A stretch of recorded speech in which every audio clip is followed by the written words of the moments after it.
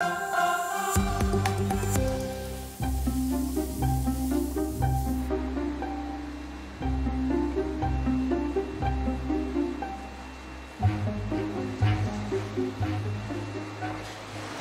à tous, aujourd'hui dans l'Info en Plus Climat, je vais vous parler d'une filière agricole en plein développement. Elle est à base d'insectes. Dans cette ferme de Saint-Ignat, dans le Puy-de-Dôme, on élève des vers de farine qui vont être engraissés par les agriculteurs du coin avant d'être transformés sur site. Une alimentation protéinée et bas carbone qui sert à nourrir les animaux et demain peut-être nous aussi. Dans cette partie de l'usine, ça grouille. Les vers se reproduisent et donnent naissance à des micro-larves. Plusieurs éleveurs du secteur les récupèrent ensuite, charge à eux de les faire grossir. L'agriculteur, donc, il va recevoir ces doses. Chez eux, on a développé tous les process qui vont leur permettre de faire de l'élevage d'insectes, sur les niveaux justement de récolte, de process, d'hydratation, d'apport de nourriture. Donc chez lui, on va amener donc, des doses qui font à peu près 100 grammes. Et de ces doses, au bout de 4 semaines, il va faire 2 kilos. Et ces 2 kilos, il va donc les récolter, les mettre dans des nouveaux bacs de transport. On va les amener chez nous et à partir de là, on va les transformer. On a construit inverse sur cette notion justement de circularité de bas carbone, que tous les transports soient les plus près possibles. Chez les agriculteurs, on a beaucoup travaillé sur la performance énergétique, donc les bâtiments sont zéro énergie. Chez nous, on est le moins d'énergie possible. Aujourd'hui, on est en train de raccorder 400 kg de photovoltaïque, justement, qui nous permettra de donner l'autonomie du site aussi en électricité. On n'a pas de gaz, on n'a pas d'énergie fossile. Donc voilà, on est ultra bas carbone. On sait à peu près en termes qualitatifs ce que ça représente par rapport à leurs apports. Alors niveau apport, là quand je prends une poignée comme ça, il y a à peu près 200 grammes, c'est l'équivalent de 200 grammes de steak de bœuf ou de 200 grammes de filet de poulet. L'intérêt de l'insecte, c'est qu'il a zéro os. Il n'a aucune pièce, pas noble entre guillemets, toutes les carcasses, etc., qu'on utilise peu ou mal, lui, il les a pas. Et effectivement, donc nous ensuite de ça, il y a deux options. Soit il va être consommé comme ça par des poules par exemple, qui est le régime le plus naturel possible. Sinon, il y a une autre solution, c'est de le transformer donc, en farine, c'est le réduire, le sécher, le broyer, qu'on va intégrer dans des granulés à base de céréales pour améliorer la nutrition de la poule. Voilà, donc ça c'est des options. Et un de nos autres gros marchés actuels, c'est la nutrition des chiens et des chats. Les insectes produits ici servent donc pour la nourriture des animaux de compagnie, oiseaux ou encore poissons. Un marché bien spécifique qui pourrait s'ouvrir. Après leur engraissage, dernière étape pour les vers de farine, direction l'atelier de transformation. Pour arriver ici, tout grillé. Tout grillé, totalement cuit. Donc on est sur une technologie micro-ondes, alors industrielle, c'est pas le petit micro-ondes que vous avez chez vous. L'intérêt, c'est qu'en fait, on va garder la qualité nutritionnelle de l'insecte. En fait, on cuit à très basse température, on agite les molécules, on cuit basse température. Et à la fois, on va garder la qualité nutritionnelle, mais en plus l'aspect, ce qui est assez intéressant.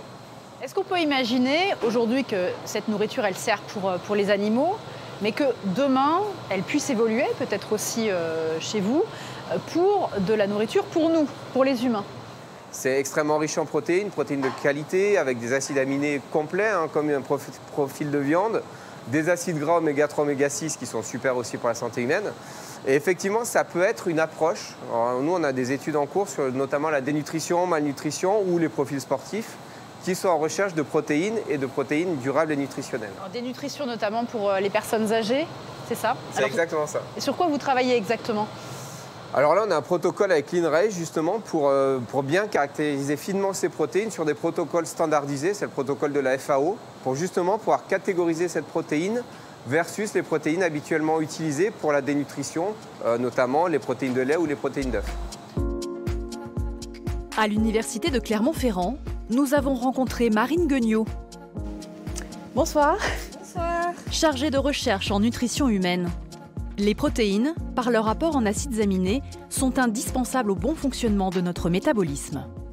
Et de quelle quantité on a besoin en moyenne, nous, chacun, chaque jour, de protéines? Alors, l'ANSES recommande aujourd'hui en France de consommer chez un adulte en bonne santé 0,8 g de protéines par kilo de poids corporel par jour. Et ceci, évidemment, va dépendre de notre bonne santé et puis de notre âge aussi, puisqu'il y a des populations plus spécifiques, comme les enfants ou les personnes âgées, qui ont des besoins un petit peu différents par rapport aux adultes. Ils ont peut-être besoin de plus, eux. Par exemple, les personnes âgées doivent consommer plus de protéines. Alors que chez l'adulte, on est plutôt à 0,8 g par kilo de poids corporel par jour. Les personnes âgées doivent en consommer plutôt 1, voire même 1,2 g de protéines par kilo de poids corporel. On a tendance aujourd'hui à parler de plus en plus aussi de production d'insectes. Là aussi, en tant que scientifique, quelles sont vos recherches, vos préconisations ? Je pense qu'en effet, les protéines d'insectes doivent être considérées comme une source alternative aux protéines animales. Est-ce que c'est équivalent à de la viande Quasiment. Un tout petit peu inférieur. C'est vrai que pour les protéines d'insectes, alors c'est un petit peu dur à évaluer parce qu'il y a encore beaucoup de recherches qui sont nécessaires pour toute cette partie-là. Mais on va dire qu'une viande, en règle générale, on va être à 70 g de protéines pour 100 g de matière sèche, donc sans eau, pas humide. Pour un insecte, on va être plutôt 50-60, donc on est on est plutôt bien au niveau quantité de protéines. Après, évidemment, aujourd'hui, il y a des recherches qui se font là-dessus. Il y a besoin encore de travailler sur leur digestibilité, mais aussi, je pense, le gros travail va être l'acceptabilité des consommateurs sur ce type de protéines, parce que je pense qu'il y a un gros frein de par les consommateurs qu'il va falloir lever certainement avec tout ça.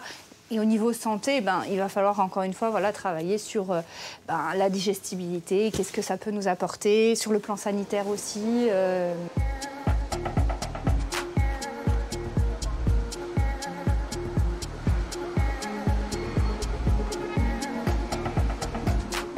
Peut-être ça l'avenir de l'alimentation protéinée. En tout cas, ça m'a ouvert l'appétit.